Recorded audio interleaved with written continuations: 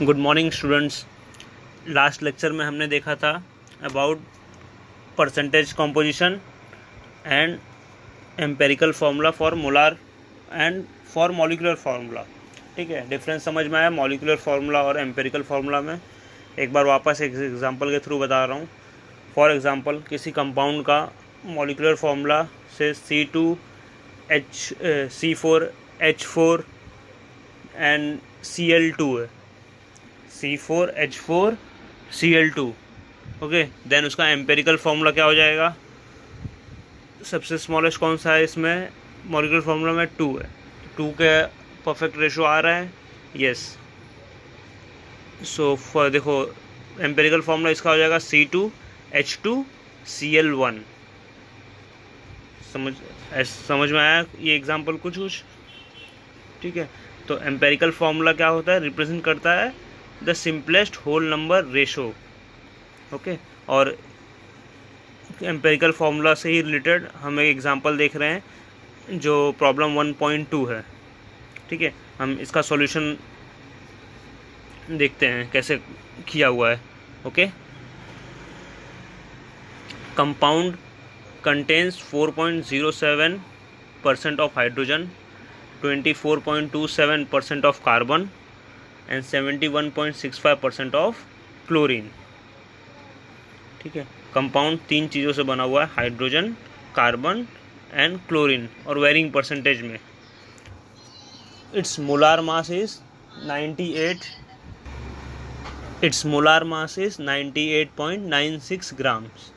ठीक है, molar mass यानी molecular weight of 1 mole of compound. ठीक है, weight of 1 mole of compound का वेट कितना है? 98.96 grams. What are its empirical formula and molecular formula. ठीक है, हमारे पास क्या क्या दिया हुआ है? 1 मोल ऑफ सब्सटेंस का वेट दिया हुआ है, और वो किन किन चीज़ों से बना हुआ है, constituent element, that is hydrogen, carbon and chlorine बताया हुआ है, और उसके परसेंटेज। तो देखो स्टेप 1 हम क्या कर रहे हैं, कन्वर्ट करेंगे इन परसेंटेज को in the ratio of mass, कि कितना मास प्रेजेंट है। तो हम अज्यूम करेंगे it is convenient to use 100 gram of compound. Assume किया, अगर 100 ग्राम ऑफ कंपाउंड समझो फॉर एग्जांपल बोला, तो उसमें हाइड्रोजन कितना ग्राम्स हो जाएगा? 4.07 ग्राम्स। सिमिलरली कार्बन हो जाएगा 24.27 ग्राम एंड क्लोरीन 71.65 ग्राम्स। ठीक है, एज पर परसेंटेज का जो फॉर्मूला होता है उसके हिसाब से सिंपली। ठीक है, नाउ अगर ये 100 ग्राम्स में इतने grams hydrogen, carbon and chlorine present है, तो ये कितने नंबर ऑफ मोल्स में प्रेजेंट हैं, हम ये निकालेंगे अब। That is step 2, convert into number of moles of each element. ठीक है, फर्स्ट हाइड्रोजन का 4.07 gram upon its molar weight. ठीक है, मॉलिक्यूलर वेट इन ग्राम्स 1.008 से डिवाइड करना है, that is which is equals to 4.04 sorry. So कितना? 4.04 moles of hydrogen is present.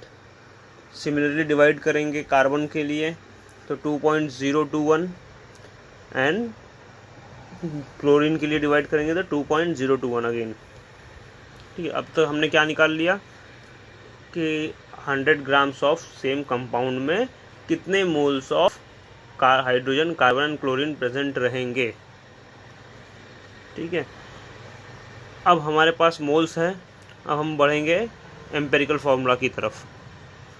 देखो कैसे बढ़ते हैं। स्टेप 3 में हम क्या करेंगे, empirical formula is simplest ratio correct. तो अभी यही मोल्स ऑफ सब्सटेंस 100 ग्राम में प्रेजेंट हैं, 50 ग्राम में रहेंगे तो भी इन्हीं रेशो में प्रेजेंट रहेंगे, करेक्ट। अगर 1000 ग्राम्स होगा तो भी वो इसी रेशो में प्रेजेंट होंगे। कौन से रेशो में? तो जो स्मॉलेस्ट होगा नंबर इन तीनों में से, नंबर ऑफ मोल्स में से, ठीक है, उससे हमें अदर को डिवाइड करना होगा। देखो स्टेप 3 में divide each of the mole values obtained above by smallest number amongst them. जो स्मॉलेस्ट मोल्स आया, नंबर ऑफ मोल आया रहेगा, उससे हम बाकी को डिवाइड करेंगे। तो जो रेशो मिलेगा दैट इज़, अभी यहाँ पे हमें मिला है 2:1:1 for hydrogen, chlorine and carbon. तो एलिमेंट्स यानी ये एटम्स इसी रेशो में प्रेजेंट रहेंगे इस कंपाउंड में, चाहे वो कितना भी वेट हो। अब 100 ग्राम हो, 1000 ग्राम हो, चाहे 98.96 दैट इज़ मोलार मास हो। ठीक है, so writing down the empirical formula, तो जो रेशो में प्रेजेंट है एलिमेंट्स उसी रेशो में हम लिख देंगे उन्हें, that is CH2Cl is thus the empirical formula. ना एम्पेरिकल फार्मूला से एम्पेरिकल वेट कितना होगा, नेक्स्ट स्टेप है writing molecular formula. Molecular formula कैसे निकालेंगे हम, ये देखिए। एम्पेरिकल फार्मूला निकला, इससे हमें एम्पेरिकल मास निकालना होगा। ठीक है, यानी कि जितने एलिमेंट्स प्रेजेंट हैं उनके एटॉमिक वेट से मल्टीप्लाई करके हमें एम्पेरिकल मास निकालना होगा, जैसा कि दिया हुआ देखो 12.01 for carbon plus 2 hydrogen item, 2 × 1.008 plus chlorine का 35.453 which becomes equals to 49.48 grams.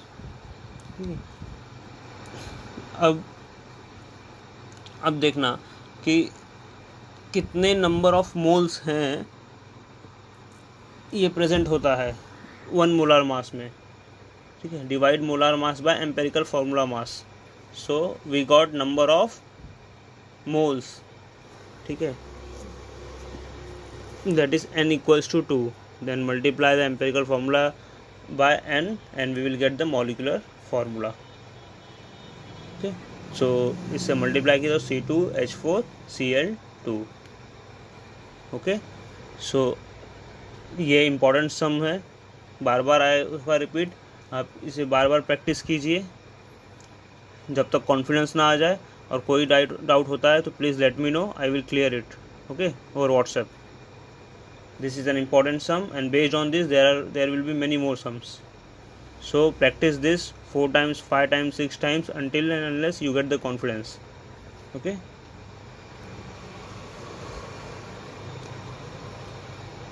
अब छोटा सा कंसेप्ट है उसके आगे एक और, स्टोक्योमेट्रिक कैलकुलेशन। ठीक है, स्टोक्योमेट्री इज नथिंग बट, कभी क्या बैलेंसिंग ऑफ केमिकल रिएक्शन में जब हम लिखते हैं, ठीक है, मॉलिक्यूल के पीछे लेफ्ट हैंड साइड में हम लिखते हैं ना 2, 3, 4 जैसा भी हमें रिक्वायर होता है मल्टीप्लिकेशन करने, तो that particular value is called as stoichiometric ratio और कैलकुलेशन। ठीक है, बेसिकली ये वही है। और हम डिटेल में देखिए एग्जाम्पल भी लिखा हुआ है, जैसे for example CH4 methane gas plus 2O2 gas giving carbon dioxide and twice of H2O। सो जो ऑक्सीजन के पीछे 2 है और वाटर मॉलिक्यूल के पीछे 2 है, that is nothing but stoichiometric coefficient. ठीक है, CH4 के पीछे कुछ नहीं है मीनिंग 1 है, CO2 के पीछे कुछ नहीं है मीनिंग 1 है। सो इनका स्टोक्योमेट्रिक कोएफिशिएंट कितना है 1। ओके, चलो उसके नीचे जो पॉइंटर्स हैं वो मैं ज़रा डिटेल में अभी बताता हूँ और आप लोग को लर्न करना होगा उसको। ये जो 1 और 2 और लिख रहे हैं हम, ये स्टोक्योमेट्रिक कोएफिशिएंट है। ठीक है, अब इनका और तरीके से कैसे बोल सकते हैं इन्हें, इनका very simple next simple thing है कि 2 मॉलिक्यूल्स ऑफ ऑक्सीजन। O2 देखो, oxygen as an element is O। ठीक है, oxygen as an molecule exist in O2 form. ठीक है, अब वहाँ पे पीछे भी 2 लिखा हुआ है, इसका मतलब क्या, 2 ऑक्सीजन के मॉलिक्यूल्स। ओके, या फिर हम इसे ऐसे भी रीड कर सकते हैं 2 moles of oxygen. When everything is in moles then हम इसे रीड करेंगे 2 moles of oxygen, 2 moles of water. Similarly weight के फॉर्म में हम बोल सकते हैं, ठीक है, एंड वॉल्यूम के फॉर्म में भी बोल सकते हैं। जैसे 1 मोल ऑफ अगर ऑक्सीजन होता है तो कितना 16 ग्राम्स, तो उसी तरह 2 मोल्स हुआ तो 2 इंटू 32 ग्राम्स, ठीक है। 1 मोल ऑफ वाटर कितना हुआ 18 ग्राम्स, तो 2 लिखा है तो 2 इंटू 18 ग्राम्स। वॉल्यूम में 1 मोल इक्वल्स टू, ये इन्फॉर्मेशन मैं दे रहा हूँ यहाँ पे, 1 मोल इक्वल्स टू 22.7 लीटर्स, और other unit is decimetre cube. 1 mole equals to 22.7 litre और डेसीमीटर क्यूब। सो अगर हमने जैसा बोला 1 mole of CH4, so nothing but 22.7 litres of CH4, and बाकी सारा भी इन्हीं लाइंस पे। क्लियर? रीड करिए, जो भी नहीं समझ में आता है उसमें से पूछिएगा। ओके, चलो बाय, गुड मॉर्निंग।